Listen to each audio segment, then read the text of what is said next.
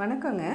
ஊரார் பிள்ளைய ஊட்டி வளர்த்தா தாம் பிள்ளை தானே வளரும்னு சொல்லுவாங்க. இதை பற்றி உங்களுக்கு ஐடியா இருக்கா? என்ன பழமொழி, அதனோட அர்த்தம் என்ன அப்படின்னு சொல்லிட்டு? நான் டாக்டர் இந்துமதி, மனநல மருத்துவர். ஊரார் பிள்ளைங்கிறது யார் அப்படின்னா உங்களோட ஒய்ஃபு. அடுத்தவங்கள ஒய்ஃப் பொண்ணு மேரேஜ் பண்ணி கொண்டு வரீங்க. அவங்க நல்லபடியாக உடல் நலத்தோடையும் மனநலத்தோடையும் இருக்கும்போது தான் அவங்க வயிற்றில் வளர்கிற உங்கள் குழந்தை நல்ல முழு ஆரோக்கியத்தோடு இருக்கும்.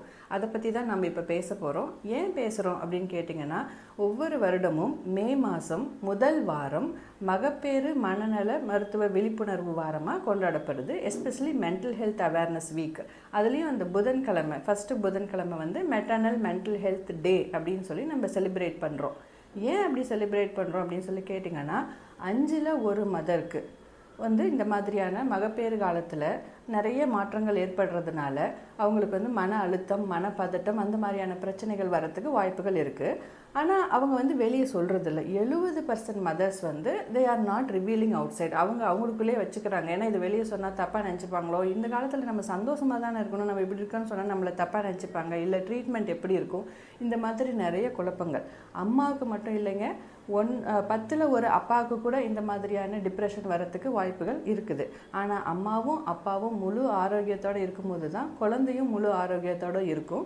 ஏன்னா அம்மாவோட மனநலம் பாதிக்கப்படும் போது வயிற்றில் வளர குழந்தையின் உடல் வளர்ச்சி, மன வளர்ச்சி, அறிவுத்திறமை, எமோஷ்னல் இன்டெலிஜென்ஸ், இது எல்லாமே டிஸ்டர்ப் ஆகிறத ஆராய்ச்சிகள் சொல்லுது. ஸோ உங்கள் குழந்தை முழு ஆரோக்கியத்தோடு வேணும் அப்படின்னா உங்கள் மனைவியை மகப்பேறு காலத்துலேயும் மகப்பேருக்கு பிந்திய 1 வருட காலமும் நீங்கள் எந்த அளவுக்கு நல்லபடியாக கவனிச்சுக்கிறீங்க அப்படிங்கிறது ரொம்ப அவசியம். ஸோ அதனால் அந்த மாதிரி ஏதாவது ப்ராப்ளம் இருந்தால் தயங்காமல் மகப்பேறு மருத்துவர்கிட்ட டிஸ்கஸ் பண்ணுங்கள். அவங்க என்ன சொல்கிறாங்கன்னு பார்த்து அந்த ஆலோசனைப்படி நடந்துக்கோங்க.